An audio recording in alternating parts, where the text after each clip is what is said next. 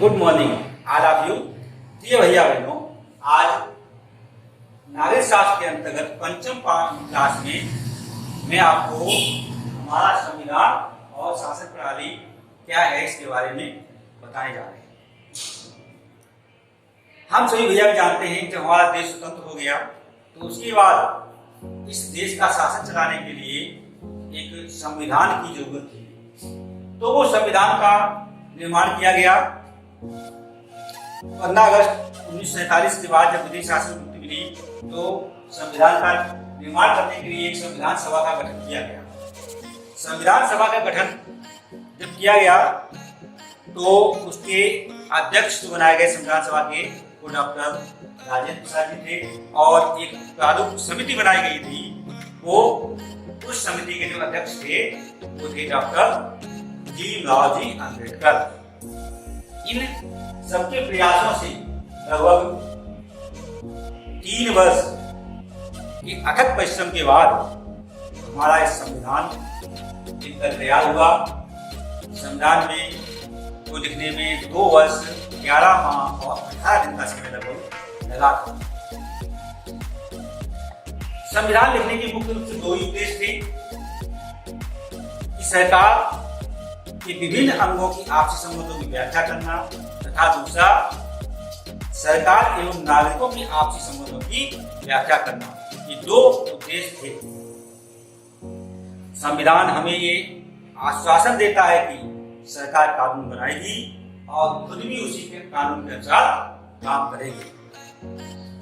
संविधान की सबसे बड़ी उपयोगिता सरकार द्वारा सत्ता के दुरुपयोग को रोकने में है। इसमें संविधान की सभी बातों का ध्यान रखते हुए प्रावधान किए गए हैं। हमारे संविधान की प्रस्तावना में देश की संपूर्ण प्रभुत्व संपन्न समाजवादी धर्मनिरपेक्ष लोक गणतंत्र राज्य घोषित किया गया था। सारे देश में एक संविधान के शासन में रखकर सुख दुख की जिम्मेदारी अपने हाथों में ली है। हमारे संविधान की पहली विशेषता यह है कि देश का शासन जनता के चुने हुए प्रतिनिधियों के हाथों में है। यह बहन हम सब जानते हैं कि जो भैया हमारे यहाँ नागरिकों की आयु 18 वर्ष की हो गई है वो सभी वोट देने के अधिकारी और उनके द्वारा चुना हुआ जो जनप्रतिनिधि होता है उन्हीं के हाथ में जिम्मेदारी संविधान संचालन की होती है।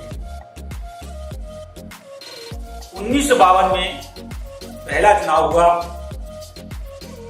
डॉक्टर राजेंद्र प्रसाद का नाम हम सब जानते हैं कि हमारे देश के प्रथम राष्ट्रपति थे और पंडित जवाहरलाल नेहरू उसमें हमारे देश के प्रथम प्रधानमंत्री बने गए। हमारे संविधान की दूसरी प्रमुख विशेषता पंथ निरपेक्षता है। इसका अर्थ है देश के प्रत्येक नागरिक को अपने धर्म का पालन करने, पूजा पद्धति अपनाने तथा उसके अनुसार व्यवहार करने की स्वतंत्रता होगी। शासन किसी भी धार्मिक कार्य में हस्तक्षेप नहीं करेगा और न ही धर्म के आधार पर किसी व्यक्ति या संस्था को कोई सहायता देगा। इसी कारण हमारे देश में सभी धर्मों को मानने वाले लोग अपने धर्म का पालन करते हुए साथ साथ रहते हैं। लोकतंत्र एवं पंथ निरपेक्षता हमारे राष्ट्रीय एवं सामाजिक जीवन के आधार हैं। राष्ट्रीय एकता अखंडता के लिए ये बहुत आवश्यक है। अब संविधान में कुछ मूल अधिकार भी दिए गए हैं। तो मूल अधिकार क्या है? समानता का अधिकार, स्वतंत्रता का अधिकार, शोषण के विरुद्ध अधिकार, धार्मिक स्वतंत्रता का अधिकार, संस्कृत एवं शिक्षा संबंधी अधिकार और अंत में न्याय पाने का अधिकार। 6 मूल अधिकार संविधान में लिखे गए हैं। इसके अनुसार समानता का अधिकार। समानता के अधिकार में सबसे पहले कानून के समक्ष भारत के सभी नागरिक क्या हैं? एक समान है। कोई न छोटा है न बड़ा है। जाति धर्म आदि का कोई भेदभाव नहीं है। सभी को राज्य की सेवा करने का अधिकार है। ये किसी भी सार्वजनिक स्थान पर बिना किसी भेदभाव के आ जा सकते हैं। के साथ किसी प्रकार का भेदभाव नहीं होगा तथा समानता उन्हें मिलेगी। दूसरा है स्वतंत्रता का अधिकार।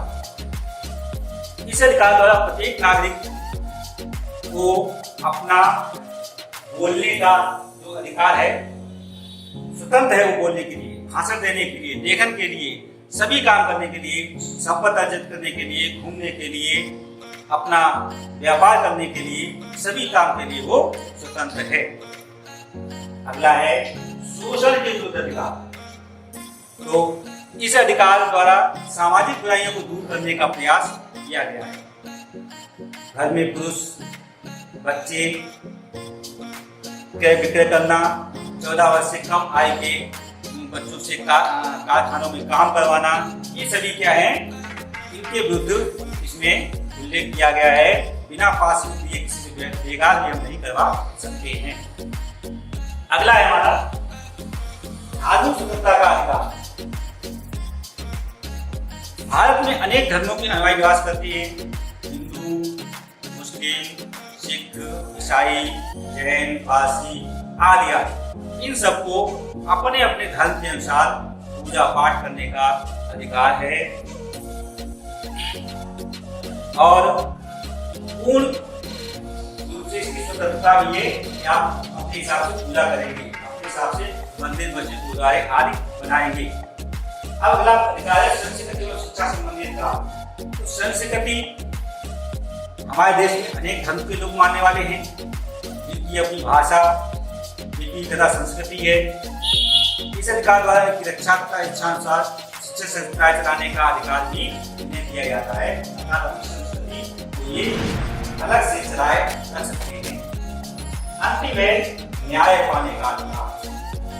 या बहनों, हमारे देश में न्याय पाने का अधिकार के रूप में सभी को अपने अधिकारों की रक्षा हेतु न्यायालय में जाने का अधिकार है। इसके लिए प्रदेश स्तर पर उच्च न्यायालय है तथा देश में सबसे ऊंचा जो है सर्वोच्च न्यायालय कहलाता है, वहां पर जाने का इसे अधिकार दिया गया है। लेकिन इन अधिकारों का मतलब ये नहीं है कि हम मनमानी करने लगे। हमारे देश का जो कानून है वो राष्ट्र की सुरक्षा, सामाजिक और सांस्कृतिक गौरवशाली परंपराओं का रक्षक, सार्वजनिक संपत्ति की सुरक्षा, राष्ट्रगान और राष्ट्रीय ध्वज के सम्मान एवं राष्ट्र की परम वैभवशाली बनाने का प्रयास करना प्रत्येक नागरिक का कर्तव्य है। आज भैया बहन बस इतना ही बताएंगे, फिर आगे से अगला नेक्स्ट दिन बताएंगे।